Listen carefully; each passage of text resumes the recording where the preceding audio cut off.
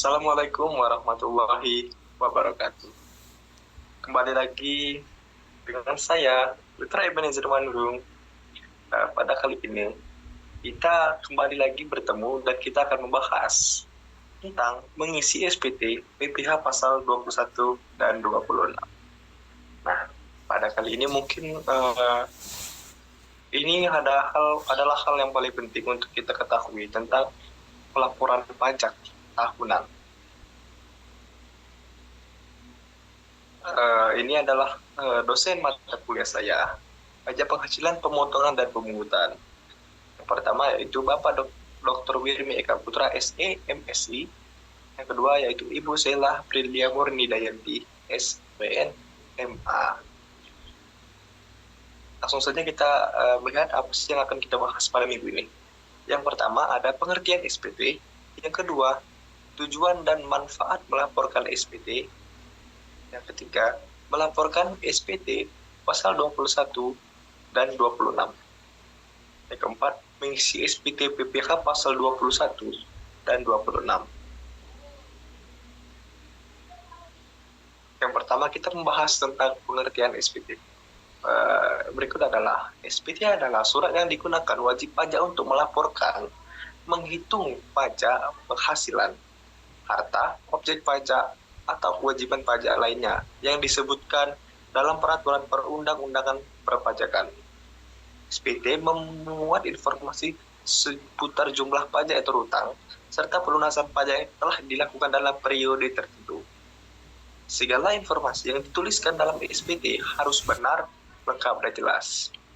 Jadi kita tidak bisa mengada-ngada dalam melaporkan SPT ini, walaupun mungkin kita mengira itu tidak ada yang tahu.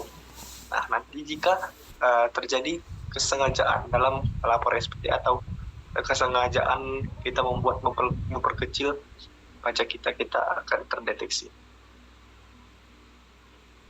Selanjutnya, tujuan dan manfaat melaporkan pajak. Yang pertama yaitu untuk kepatuhan hukum, untuk memenuhi kewajiban sesuai peraturan perundang-undangan. Yang kedua, transparansi, menciptakan transparansi dalam penggunaan data publik. Yang ketiga, pembangunan. Pembangunan yang dimaksud adalah untuk mendukung pembiayaan, pembangunan, dan pelayanan publik. Yang keempat, data statistik. Data statistik ini untuk menyediakan data untuk perencanaan ekonomi dan kebijakan. Yang kelima, pengawasan. Untuk memudahkan pengawasan dan audit oleh otoritas pajak. Nah, ini adalah tujuan untuk agar kita melaporkan pajak ini, ada kepatuhan hukum, transparansi, pembangunan, data statistik, dan pengawasan. Jadi kita melaporkan pajak ini bukan hanya untuk sekedar saja, formalitas saja, tidak. Jadi ada tujuan-tujuan yang tertentu. Selanjutnya yaitu manfaat melaporkan pajak. Yang pertama, kembali seperti tadi, kepatuhan hukum. Tetapi di sini pengertian kepatuhan hukumnya adalah menghindari sanksi atau denda dari otoritas pajak. Yang kedua, akses layanan publik. Memungkinkan pemerintah menyediakan layanan dasar seperti kesehatan, pendidikan, dan infrastruktur. Yang ketiga, kepercayaan publik meningkat, kepercayaan masyarakat terhadap pemerintah dalam pengelolaan dana. Yang keempat, data ekonomi. Memberikan data yang penting untuk perencanaan dan pengambilan kebijakan ekonomi. Kelima, mendukung pembangunan. Nah, tadi sudah ada di slide sebelumnya seperti kepatuhan hukum, yaitu berkontribusi pada pembangunan daerah dan negara melalui penerimaan pajak. Dengan melaporkan pajak, individu dan perusahaan berperan aktif dalam pembangunan masyarakat. Melaporkan pajak dengan benar mau membantu menjaga stabilitas ekonomi dan keadilan sosial. Nah, jadi kita, apalagi alasan kita untuk tidak membayar pajak atau melaporkan pajak? Manfaatnya mungkin sekitar 70% atau 80% penghasilan kas negara itu dari pajak.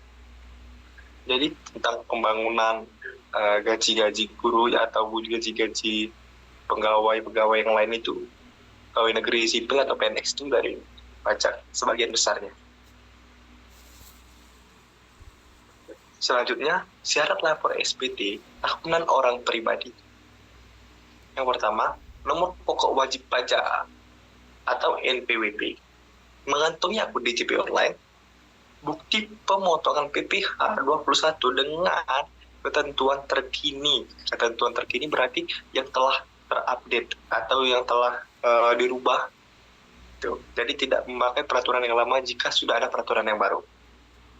Selanjutnya, bukti potong pajak dari tempat bekerja dalam bentuk 1721A1 atau 1721A2. Selanjutnya, Electronic Filing Identification Number atau EFIN.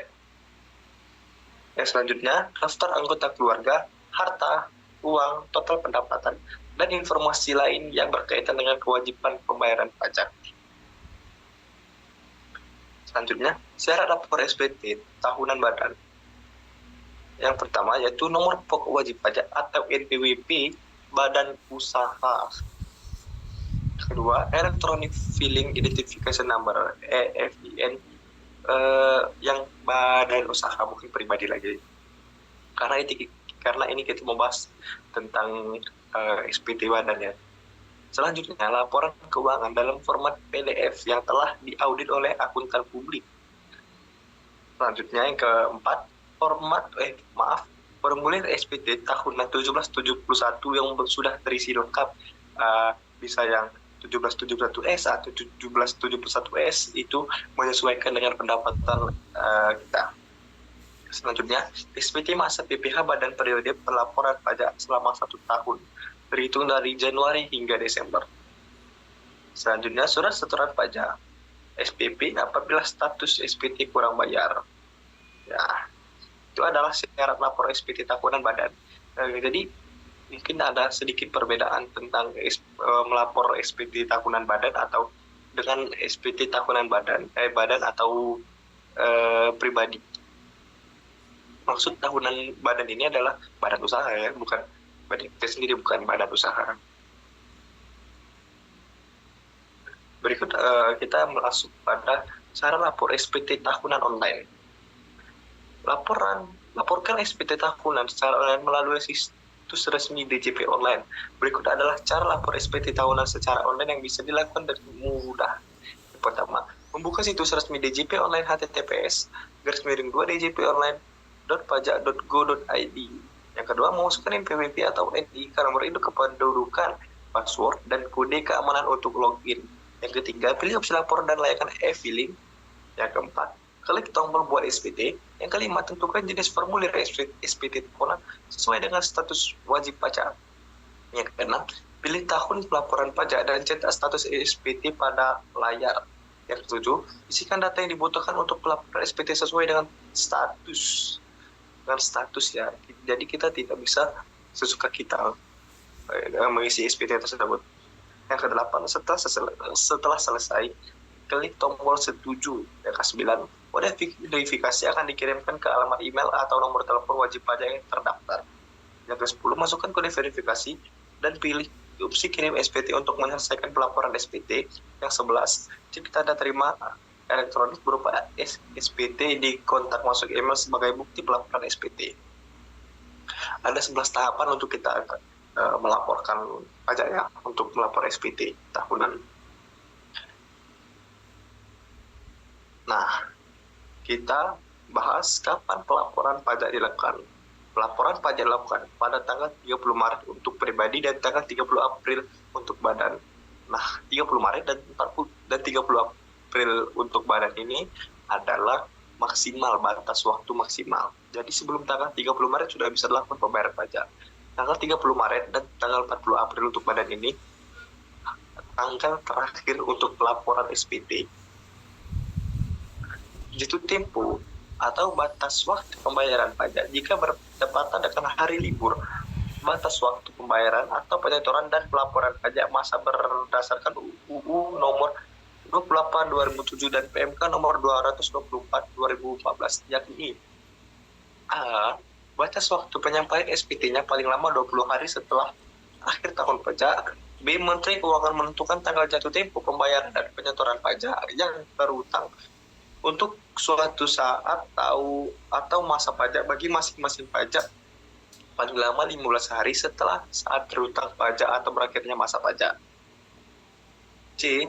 Tanggal jatuh tempo pembayaran penyetoran pajak dan pelaporan pajak untuk SPT masa, yaitu jika tanggal jatuh tempo pembayaran pajak bertepatan dengan hari libur, termasuk hari Sabtu atau hari libur nasional, maka pembayaran pajak dapat dilakukan pada hari kerja berikutnya, seperti hari Senin berikutnya. Jika tanggal batas akhir pelaporan bertepatan dengan hari libur, termasuk hari Sabtu atau hari libur nasional, pelaporan dapat dilakukan pada hari kerja berikutnya. Hari libur nasional termasuk hari yang diliburkan untuk penyelenggaraan pemilihan umum yang ditetapkan oleh pemerintah dan cuti bersama secara nasional yang ditetapkan oleh pemerintah. Yakni kita lanjut kepada sanksi terlambat jika kita terlambat membayar pajak. Jika terlambat atau tidak tepat waktu membayar dan menyetorkan pajak, kemudian melakukan kebetulan yang mengakibatkan kurang dan atau lebih bayar, maka akan dikenakan tarif bunga sanksi pajak aktif yang besar. Tarifnya berdasarkan pada tingkat suku bunga acuan Bank Indonesia, dan ketentuan tersebut telah diatur oleh Kementerian Keuangan yang diatur dalam Undang-Undang Nomor 11 Tahun 2020 tentang Cipta Kerja. Undang-undang ini dikenal sebagai UU Sapu Jagat atau biasa disebut dengan Omnibus Law, karena berisi tentang perubahan pasal-pasal peraturan perundang-undangan sebelumnya, mulai dari tentang ketenaga kerja, investasi hingga perpajakan lainnya. Ini adalah contoh kasus yang mungkin kita bisa simak. Yang pertama itu PT AAA melakukan kewajiban penyetoran PP-nya pasal 21 bulan April 2024 sebesar 17 juta rupiah yang disetorkan pada tanggal 12 Mei 2024. Apakah PT X dikenakan sanksi atau atas penyetoran pajak tersebut? Jawabannya, tanggal jatuh tempo penyetoran PP pasal 21 adalah tanggal 10 bulan berikutnya, akan tetapi karena pada tanggal 12 Mei 2024 jatuh pada hari Sabtu, maka jatuh tempo penyetoran bergeser menjadi tanggal 14 Mei 2024. Nah, juga dilihat dari contoh kasus, PT X melakukan penyetoran PP pasal 21 tepat pada tanggal jatuh tempo sehingga tidak dikenakan sanksi bunga. Nah, itu mungkin pembahasan kita pada minggu ini tentang pelaporan SPT tahunan. Mohon maaf apabila ada kesalahan materi atau saya membahas materi yang belum diupdate. Sekian, terima kasih. Wassalamualaikum warahmatullahi wabarakatuh.